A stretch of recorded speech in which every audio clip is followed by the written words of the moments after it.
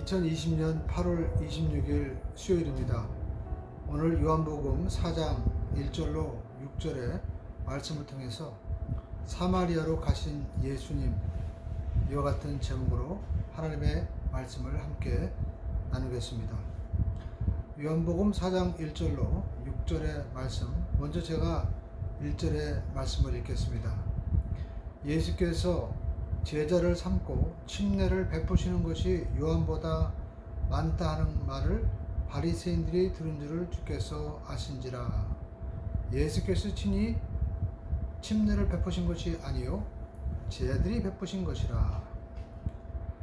예수님께서 유대에서 사역을 성공적으로 잘 진행하셨습니다.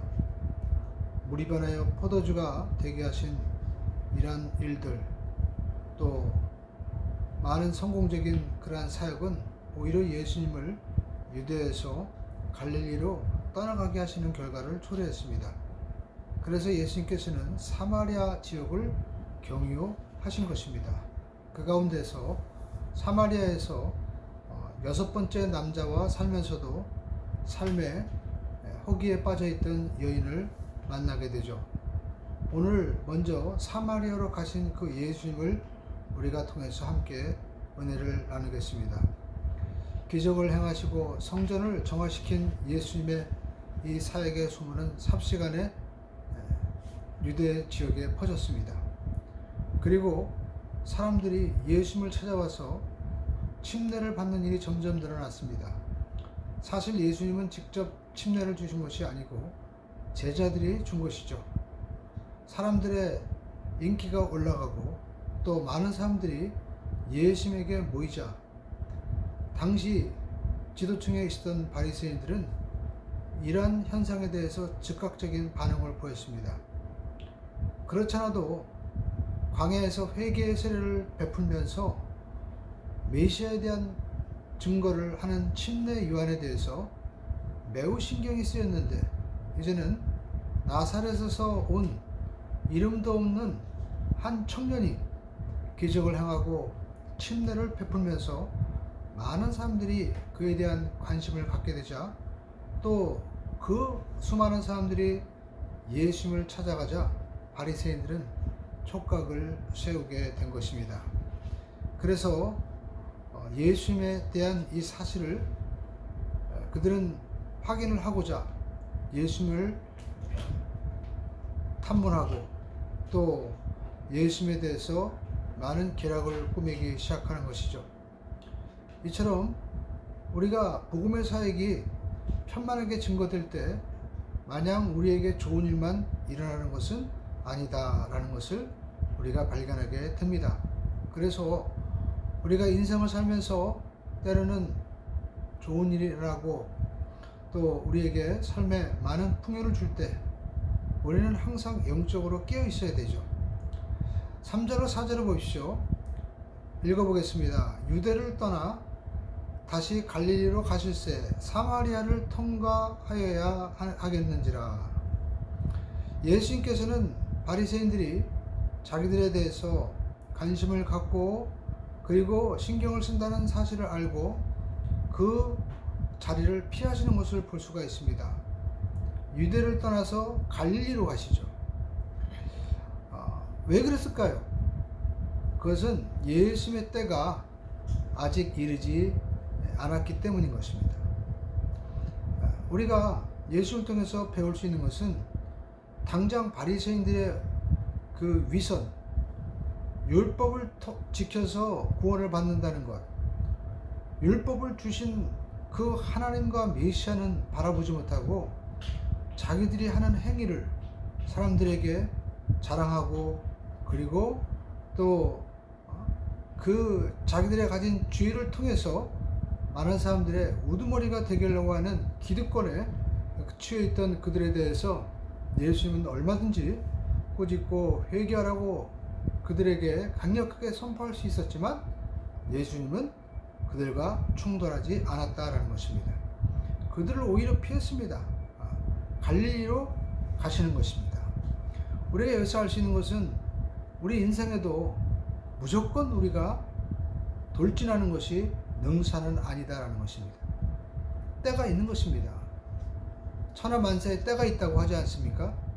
그러므로 저와 여러분의 삶 가운데서 우리가 내가 가지고 있는 능력도 중요하고 또 실력도 중요하고 은혜도 중요하지만 이것이 우리가 처해 있는 환경 속에서 또 성령께서 우리에게 주신 그 배경 가운데 열매를 맺을 수 있는 것인가, 이것을 우리가 잘 판단할 수 있는 그러한 때를 분별할 수 있는 통찰력이 우리에게 필요한 것이죠. 예수님께서는 이제 사마리아 지역을 가시는데 사실 이 갈릴리로 가시는 길은 요단 쪽으로 가는 길이 있고 사마리아로 가는 길이 있었습니다. 그런데 많은 사람들은 당시 요단 쪽을 통해서 갔습니다. 사마리아 지역을 통과해서 가면 훨씬 빠른 지름길이었지만 그렇지 않았습니다. 이유는 사마리아인들과의 접촉을 꺼렸기 때문인 것이죠. 사마리아 사람들은 북이스라엘이 아수르에 의해서 멸망을 당한 후에 이 아수르 사람들이 이제 이 사마리아 지역에 강제적으로 이방인들을 살게 했습니다. 그러자 그곳에 있던 사마리아 사람들과 이제 섞여 살다 보니까 그들은 결혼도 하고 이방인의 어떤 종교를 받아들이면서 혈통적으로나 종교적으로 순수성을 잃어버리게 된 것입니다. 그래서 유대인들은 사마리아 사람들을 볼 때 이방인으로 취급하고 상종을 하지 않은 것입니다. 유대인들은 사마리아 사람들을 만나면 부정해진다고 여겼기 때문에 사마리아로 가는 길을 버리고 그들은 돌아서 요단강 길로 갔던 것입니다. 그런데 놀랍게도 예수님께서 지금 사마리아 지역으로 가시는 것입니다. 이것은 아무리 종교적으로 타락한 이방인과 같은 지역이라 할지라도 예수님께서 그 지역도 구원의 사역에서 제외하지 않았다라는 것입니다. 왜냐하면 예수님께서 이 땅에 오신 목적은 잃어버린 자를 찾아 구원하기 위해서 예수님께서 하늘의 보좌를 버리고 이 땅에 사람의 몸을 입고 오시는 것입니다. 그러니까 예수님께서는 사람의 영혼을 구원하는 일이라면 전통을 뛰어넘고 그리고 사람들의 기존의 그 모든 의식과 그리고 가치관을 뛰어넘었다라는 것입니다. 예수님께서는 그 어떤 편견도 뛰어넘어서 영혼을 구원하시는 것입니다. 우리는 여기서 예수님의 이 뜨거운 사랑이 있는 것입니다. 오늘 저와 여러분들이 예수님께서 사마리아로 들어가시는 모습을 보면서 우리는 혹시 예수를 믿고 또 우리가 은혜 받았을 때에 내가 정말 주님께서 원하시는 이 영혼 구원의 장소를 내가 가지고 있는 편견, 또 내가 가지고 있는 상처, 또 내가 가지고 있는 어떤 벽 때문에 우리가 포기하고 간다면, 영혼 구원의 이 귀한 사역을 우리가 포기해 버린다면 그것은 하나님께서 원하시는 것이 아니다라는 것입니다. 비록 나의 가정의 자녀들, 그리고 이웃들, 그리고 또 우리 주위에 있는 사람들이 내 의견과 다르고 또 예수님을 핍박한다 할지라도 우리가 그들에 대한 사랑을 잃어버려서는 안 된다라는 것입니다. 왜냐하면 주님께서 그곳에 가시면서 영혼에 대한 사랑을 보여주셨습니다. 자, 이제 5절과 6절을 보시죠. 사마리아에 있는 수가라는 동네에 이르시니 야곱이 그 아들 요셉에게 준 땅이 가깝고 또 야곱의 우물이 있더라 라고 말씀하고 있습니다. 예수께서 길 가시다가 피곤하여 우물 곁에 그대로 앉으시니 때가 6시쯤 되었더라 라고 말씀하고 있습니다. 예수님께서 사마리아로 들어가셨는데 거기 수가라는 동네에 이르렀습니다. 이 수가라는 곳은 정확히 어떤 곳이다 라고 우리가 단정 지을 수는 없지만 일반적으로 세겜으로 간주합니다. 세겜은 야곱이 외삼촌 라반의 그 목동 생활을 끝내고 이제 자기 고향으로 돌아올 때 밧담 그 아람, 그 외삼촌 그 동네 지역을 다 이제 청산하고 오면서 세겜 추장 하물에게 매입한 그 땅, 거기에 그 정착하던 곳이 창세기 33장에 나와 있거든요. 그런데 그 땅을 요셉이 임종하기 직전에, 그 야곱이 임종하기 직전에 요셉에게 물려 주었다라는 것입니다.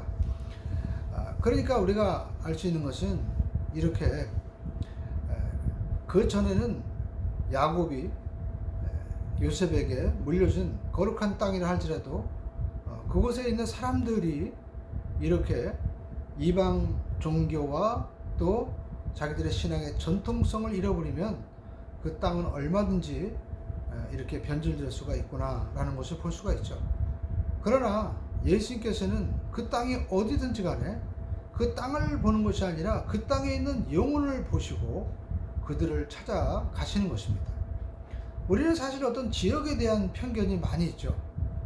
그래서 우리가 어떤 부촌과 또 그 가난한 사람들이 살고 있는 지역으로 우리가 나누기도 하고, 또 이런 부촌에는 치안과 모든 시설이 잘 되어 있고, 또 가난한 지역에는 그보다도 훨씬 열악한 일들이 얼마든지 세계 각지에 또 우리 주변에도 우리가 볼 수 있지 않습니까? 그러나 예수님은 그러한 어떤 지역적인 로케이션의 그 상황을 보지 않는다는 것입니다. 그곳에 누가 있느냐, 그걸 보시는 것이죠. 그러면서 예수님께서는 오늘 6시쯤, 그러니까 우리 시간으로 따지면 정오쯤 되어서 지금 피곤하여 우물 곁에 앉으셨다. 오늘 성경은 예수님께서 피곤하셨다라고 말씀하고 있습니다.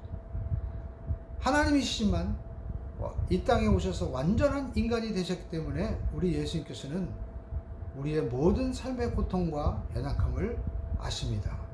그리고 아무도 찾아오지 않는 그 정오의 우물 곁에 주님이 앉으셨죠. 그러면서 정말 사람들이 볼 때는 누가 올까 하는 그 상황 속에서 우리가 알고 있는 사마리아 여인과의 만남이 있는 것을 우리가 발견하게 되는 것입니다. 그러므로 우리가 오늘 이 본문 속에서 다시 한번 우리가 기억해야 될 것은, 우리 예수님께서 이 땅에 이 사마리아는 그 지역을 찾아가시는 이 모습을 보면서 영혼에 대한 사랑과, 그리고 또 잃어버린 영혼을 향해서 찾아가시는 그 뜨거운 정오의 햇빛 속에서 우물 곁에 앉았어서 사마리아 여인과 지금 만나시는 그 모습, 어쩌면 우리 인생 가운데 가장 지치고 힘들고 외면하는, 남들이 꺼려하는 그 시간에 주님이 우리를 찾아오셔서 오히려 기다리고 계시지 않을까라는 것을 우리가 본문 속에서 발견하게 되는 것입니다. 그러므로 오늘 저와 여러분들이 무엇보다도 영혼에 대한 사랑에 대한 열정을 잃어버리지 않았으면 좋겠습니다. 그리고 우리가 정말 누가 올까, 또 누가 여기까지 찾아올까 하는 그 시간과 그 장소지만 주님은 그곳에서 한 영혼을 만나기 위해서 기다리셨습니다. 어쩌면 이 시간이 주님께서 여러분을 만나기 위한 가장 그 정오의 시간일지 모르는 것입니다. 그러므로 저와 여러분들이 주님과의 이 만남, 우리를 기다리시는 주님을 만나는 은혜가 있기를 주님의 이름으로 축원을 드립니다. 기도하겠습니다. 살아계신 아버지 하나님, 오늘 유대에서 갈릴리로 가시는 예수님을 보면서 한 영혼을 사랑하시는 주님을 발견하게 되었습니다. 우리도 영혼권에 대한 사랑과 열정을 잃지 않게 하여 주시옵시고, 남들이 정말 찾아오지 않는 그 시간에 주님은 가셔서 기다리셨습니다. 우리를 기다리시는 주님과의 만남, 그 만남 속에서 영생의 생수가 솟도록 성령께서 역사하여 주시옵소서. 우리 주 예수의 이름으로 기도드리옵나이다. 아멘. 다 같이 주여 삼창하시고 우리 한번 기도드리겠습니다. 주여, 주여, 주여. 할렐루야. 좋으신 아버지 하나님, 은혜와 사랑을 감사합니다. 우리 모두가 영혼에 대한 뜨거운 사랑과 열정을 가지고 나가도록 이끌어 주시옵소서.